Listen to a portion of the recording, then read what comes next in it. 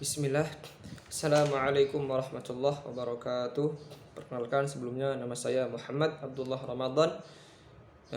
Akan mengerjakan tugas UTS ya dari pelajaran Tarbiyah Islamiyah, yaitu meresum ya makalah dari kelompok 1 sampai kelompok 6. Di sini langsung saja.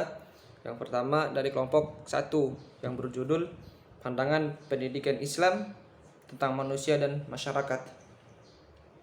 Manusia merupakan makhluk Allah yang paling sempurna, tinggi derajatnya, serta memiliki nafsu dan akal pikiran. Penciptaan manusia selanjutnya melalui proses biologi yang dapat dipahami sains empirik. Kemudian kami jadikan saripati, air itu air mani yang disimpan dalam tempat yang kokoh, yaitu rahim seorang ibu. Kemudian kami jadikan dia makhluk yang berbentuk lain. Secara umum, masyarakat adalah sekumpulan manusia yang bertempat tinggal dalam suatu wilayah dan saling berinteraksi dengan sesama untuk mencapai tujuan. Anggota masyarakat terdiri dari berbagai ragam pendidikan, profesi, keahlian, suku, bangsa, agama maupun lapisan sosial sehingga menjadi masyarakat yang majemuk. Inilah pergerakan yang konstruktif yang memindahkan unsur keyakinan kepada perilaku praktis. Ini merupakan tahapan yang progresif bagi solidaritas masyarakat Islam. Masyarakat adalah sekumpulan manusia atau sekumpulan dari beberapa keluarga yang hidup di lingkungan tertentu. Secara umum, masyarakat adalah sekumpulan manusia yang bertempat tinggal dalam suatu kawasan dan saling berinteraksi dengan sesama untuk mencapai tujuan. Anggota masyarakat terdiri berbagai ragam pendidikan, profesi, keahlian, suku, bangsa, agama maupun lapisan sosial, sehingga menjadi masyarakat yang majemuk. Ya, yang kedua dari makalah kelompok 2 yang berjudul Dasar dan Prinsip-prinsip Pendidikan Islam. Pendidikan Islam mempunyai sejarah yang penting. Perkembangan dan pertumbuhan pendidikan Islam adalah dengan sendirinya. Seiring Islam berkembang, pada umumnya pendidikan merupakan hal yang penting dalam kehidupan manusia. Karena pada dasarnya pendidikan jika dilihat dari fungsinya ialah ingin membentuk insan kamil, manusia yang baik, yang berakhlak mulia dan berbudi pekerti yang baik, demi tercapainya kehidupan yang bahagia. Baik kehidupan sosial, baik kehidupan dunia maupun kehidupan akhirat.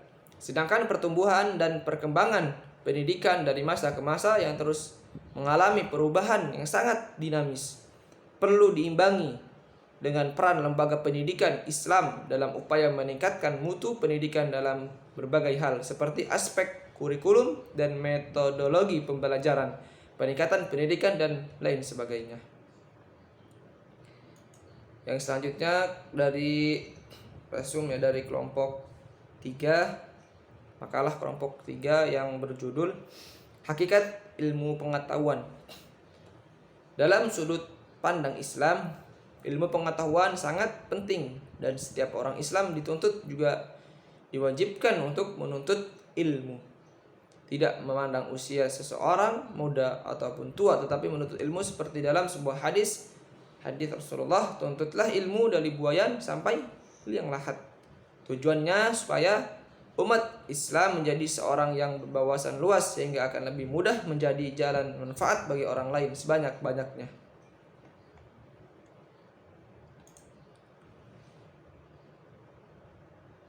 Ilmu pengetahuan atau science dalam bahasa Latin berasal dari kata scio, yang berarti tahu. Dalam bahasa Arab berasal dari kata alimah yang berarti juga tahu. Menurut KBBI, Kamus Besar Bahasa Indonesia, memiliki dua pengertian. Ilmu pengetahuan diartikan sebagai suatu pengetahuan tentang suatu bidang yang disusun secara bersistem menurut metode-metode tertentu. Yang kedua, menurut KBBI adalah ilmu pengetahuan diartikan sebagai pengetahuan atau kepandaian tentang soal duniawi, akhirat, lahir, batin, dan sebagainya, seperti ilmu akhirat, ilmu akhlak, ilmu batin, ilmu sihir, dan sebagainya.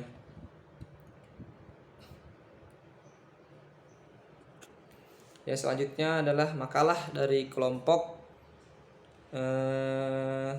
dari kelompok 4 ya, sistem pemerintahan Islam. Pengertian sistem pendidikan Islam atau sistem pendidikan Islam merupakan satuan kata yang mengandung kesatuan makna atau arti antara sistem dan pendidikan Islam. Sistem pendidikan Islam untuk menunjang suatu keberhasilan dan mencapai tujuan pendidikan Islam. Yang pertama adalah pembacaan Al-Quran. Dalam hal ini tidak langsung sebagaimana mestinya, karena pembacaan Al-Quran hanya sebutan dan sekadar bisa membaca, tidak sampai pada tingkat pemahaman dan pengalamannya. Yang kedua, takziah atau penyucian. Dalam hal ini menyucian jiwa dan budaya agar tumbuh dan berkembang secara maksimal dan tidak menyimpan dari tujuan ajaran agama Islam. Yang ketiga, ta'lim atau pengajaran Alkitab. Hal ini dimaksudkan agar berkembang budaya tulisan. Pengajaran ini hanya sampai pada taraf baca tulis Arab, Latin atau Melayu di kalangan mereka, hanya terbatas dan tidak fungsional dalam kehidupan sehari-hari di masyarakat. Yang keempat, al-hikmah.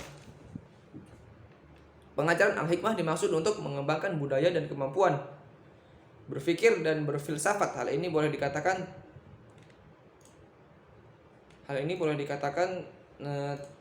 tidak ada. Ciri-ciri khusus sistem pendidikan Islam. Yang pertama adalah sistem ibadah. Kedua, pembinaan rohani. Yang ketiga, pembinaan intelektual. Tujuan pendidikan Islam.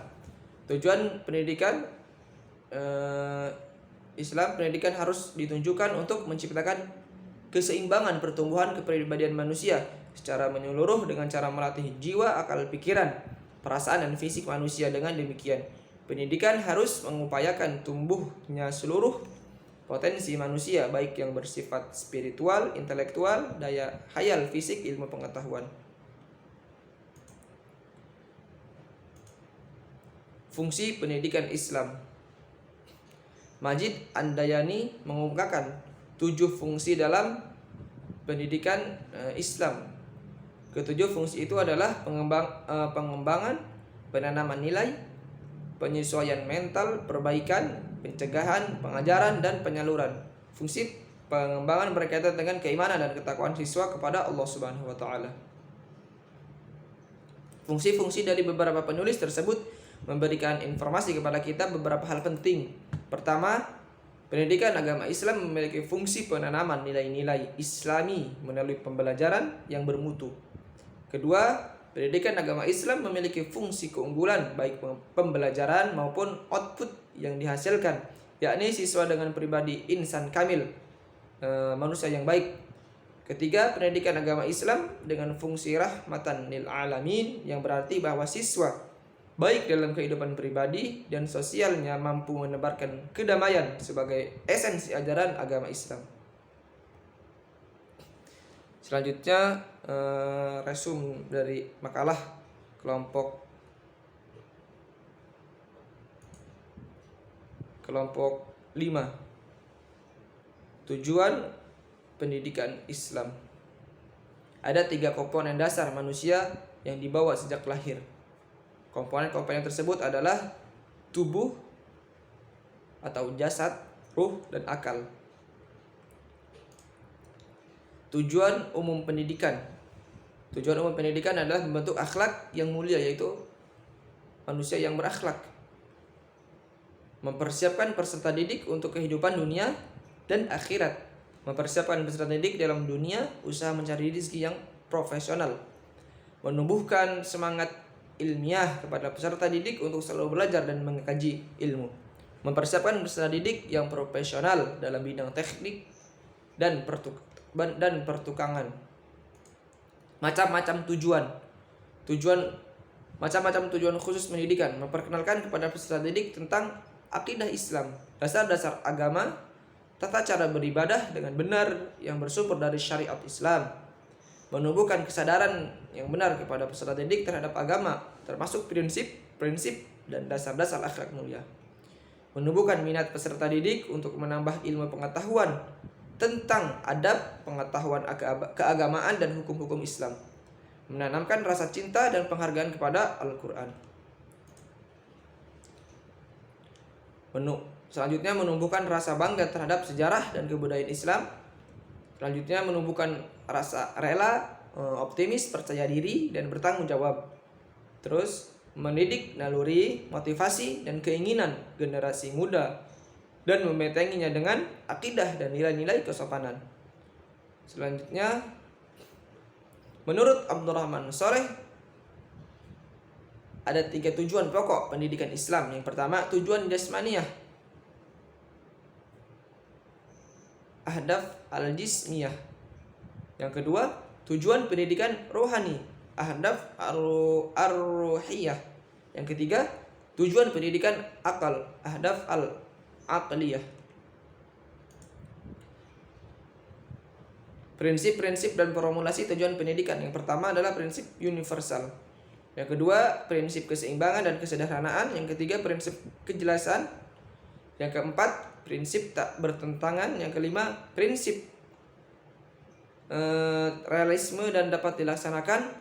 Yang keenam, prinsip perubahan yang diingini. Yang ketujuh, prinsip menjaga perbedaan-perbedaan individu. Yang kedelapan, prinsip dinamis dalam menerima perubahan dan perkembangan yang terjadi pelaku pendidikan serta lingkungan di mana pendidikan itu dilaksanakan. Komponen tujuan pendidikan. Yang pertama adalah pendidik. Pendidik adalah orang yang diserahi tugas atau amanah untuk mendidik. Yang kedua adalah peserta didik. Istilah peserta didik mengandung makna luas, mencakup anak yang belum dewasa dan juga orang yang sudah dewasa tetapi masih dalam tahap mencari ilmu, menuntut ilmu dan keterampilan. Yang ketiga, tujuan pendidik. Tujuan akhir merupakan dunia cita yang sulit untuk diwujudkan.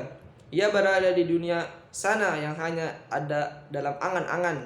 Tujuan berfungsi untuk mengakhiri usaha, mengarahkan usaha, merupakan titik pangkal untuk mencapai tujuan lain.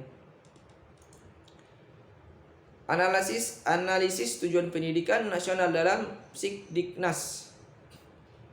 Dalam pernyataan peneliti dikemukakan implikasi apa dari rumusan tujuan pendidikan nasional seperti yang tercantum pada pasal 3 Undang-Undang Sisdiknas tahun 2003. Rumus tujuan pendidikan nasional seperti yang termaktub dalam pasal 3 tersebut berbunyi, bertujuan untuk berkembangnya potensi peserta didik agar menjadi manusia yang beriman dan bertakwa kepada Tuhan Yang Maha Esa, berakhlak mulia, sehat, berilmu, cakap, kreatif, mandiri, dan menjadi warga negara yang demokratis serta bertanggung jawab.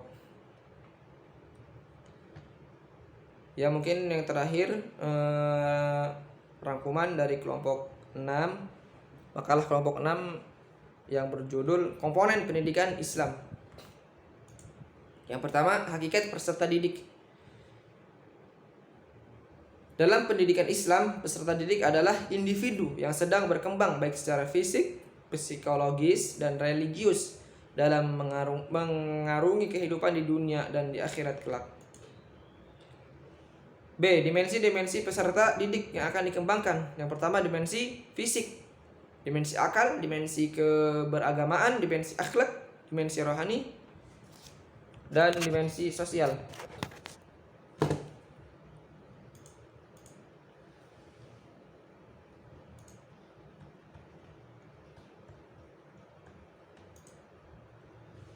Yang selanjutnya,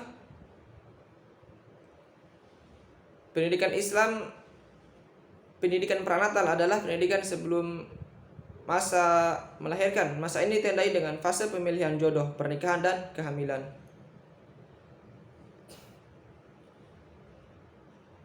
Mungkin cukup sekian tugas UTS pelajaran Tarbiyah Islamiyah. Kurang lebihnya saya mohon maaf, kepada Allah saya mohon ampun. Mungkin cukup sekian. Assalamualaikum warahmatullahi wabarakatuh.